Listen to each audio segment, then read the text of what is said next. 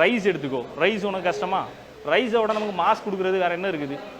இங்கே வெளிநாட்டில் ரைஸ் கிடைக்காட்டாலும் இங்கேருந்து ஏற்றுமதி பண்ணி அந்த ரைஸ் தான் ஆட் பண்ணிக்கிட்டு இருக்கான். பெரிய பெரிய பாடி பில்டர் ரோனி கோல்மனே நிறைய நேரம் ரைஸ் தான் லோட் பண்ணுவார். பார்த்துருங்களா? ரைஸ் கூட சிக்கன், ரைஸ் கூட இது, ரைஸ் ஏன்னா கார்போஹைட்ரேட் அதில் தான் நிறைய இருக்குது.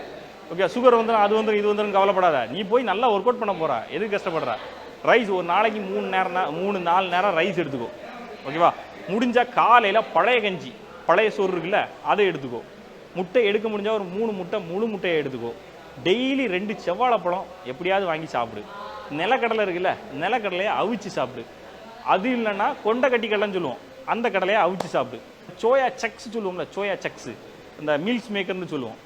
அந்த சோயா சக்ஸில் வந்து அதே மாதிரி 100 கிராமில் 50 கிராம் ப்ரோட்டீன் இருக்குது. அதை எடுத்துக்கோ. ரேட் ரொம்ப சீப்பு, சிக்கன் அளவுக்குலாம் வரவே வரும். ஒரு பாக்கெட்டை 10 ரூபா தான் என்னவோ வரும். ஓகே, அது எடுத்துக்கோ. இந்த மாதிரி இது எல்லாத்தையும் ஒரு நாள் ஃபாலோ பண்ணக்கூடாது, கண்டினியூஸாக ஃபாலோ பண்ணணும்.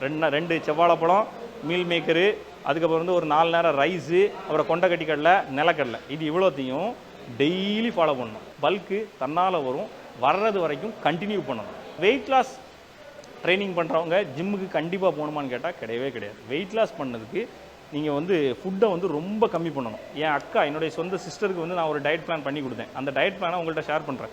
காலையில் 2 சப்பாத்தி, அதுக்கப்புறம் மதியம் 11:30 டைமில் வந்து கொஞ்சம் வெஜ் சாலட்டு, மதியம் வந்து கொஞ்சம் அவள் எப்பவும் சாப்பிட்ற ரைஸை விட பாதி ரைஸு, அது கூட அவள் எப்பவும் போல் வீட்டில் என்ன வைக்கிறாங்களோ அதே தான்.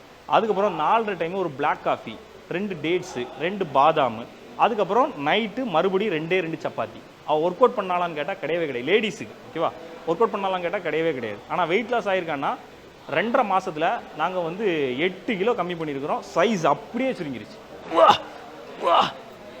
எப்படி பண்ணுறானே தெரியல, எந்த மசிலுக்கும் அது போய் சேராது. எலும்பை உடைக்கிறதுக்காக அவன் ட்ரை பண்ணிக்கிட்டு இருக்கான். அப்படி பண்ணாதீங்க. லைட் வெயிட் எடுத்து ஸ்லோவாக எந்த மசில் பண்ணுறோம், பைசப்ஸ் பண்ணுறோமா, அது ஸ்லோவாக ஓகே ஓகே ஓகே அப்படி வந்து ஃபீல் பண்ணி பண்ணுங்கள். அப்படி பண்ணும்போது என்ன சொல்கிறது, உங்களுக்கே ஒரு மெச்சூரிட்டி கிடைக்கும். நான் ஜிம்மில் இப்படி தான் பண்ணணும், இப்படி பண்ணணும் அப்படின்னு. இந்த வெயிட் உங்களுக்கு அதுக்கப்புறம் பழகினதுக்கப்புறம் அப்புறம் கொஞ்சம் கொஞ்சமாக நான் வந்து போகிறேன். சரி, இந்த பிகினர்ஸ் அப்படிங்கிறது எவ்வளவு நாள் அப்படின்னு கேட்டிங்கன்னா, அந்த ஜிம்மு உங்களுக்கு ஃபுல்லாக பழகிறது வரைக்கும். நான் வந்து ஜிம்மை வந்து குவைட் பண்ண மாட்டேன், டெய்லி எனக்கு வந்து ஜிம்முக்கு போயே ஆகணும் ஒரு 1/2 மணி நேரம் அப்படின்னு உங்களுக்கு தோணுறது வரைக்கும் நீங்கள் பிகினர்ஸ் தான். சரியா? கண்டிப்பாக இன்றைக்கி ஜிம்மு போயே ஆகணும், ஜிம் போகாட்டா எனக்கு வந்து அந்த மசில் வீக் ஆகிரும், எனக்கு வந்து பூஸ்டிங் ஆகணும், மைண்ட் ரிலாக்ஸ் பண்ணணும், டெய்லி ஒரு 1/2 மணி நேரம் ஜிம்முக்கு போயிடணும்னு நினைக்கிறீங்கன்னா நீங்கள் பிகினர்ஸ் லெவல்லேருந்து வெளியே வந்துட்டீங்க. ஓகேவா? அது வரைக்கும் நீங்கள் பிகினர் தான். அது வரைக்கும் ஸ்லோவாக இந்த மாதிரி தான் ஒர்க் அவுட் பண்ணி ஆகணும். இன்னொரு முக்கியமான விஷயம், எடுத்த உடனே ஜிம்முக்குள்ளே போன உடனே மாஸ்டர் ப்ரோட்டீன் பவுடர் வாங்கித்தாங்க மாஸ்டர் சீக்கிரம் உடம்பு ஏறணும், எனக்கு வந்து மெடிசன் எடுத்து தாங்க மாஸ்டர்னு கேட்காதீங்க தயவு செஞ்சு. நீங்கள் என்ன தான் மெடிசின் கொடுத்தாலும், என்ன தான் சப்ளிமெண்ட் கொடுத்தாலும், உங்கள் மசிலை மேக் பண்ண போகிறது அந்த மெடிசினோ அந்த சப்ளிமெண்ட்டோ கிடையாது.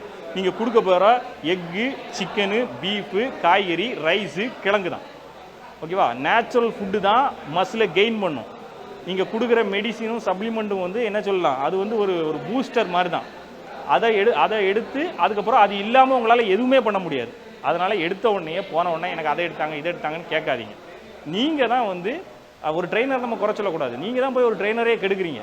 நீங்கள் வாங்கித்தாங்கிற ஆர்வத்தில் நீங்கள் சொல்லும்போது அவர் எவ்வளோ சொன்னாலும் நீங்கள் கொடுக்க தான் போகிறீங்க. அப்போ அதை தான் அடுத்தவங்க யூஸ் பண்ண. ஏமாத்துறனை விட ஏமாறுறவன் தான் தவறானவன்.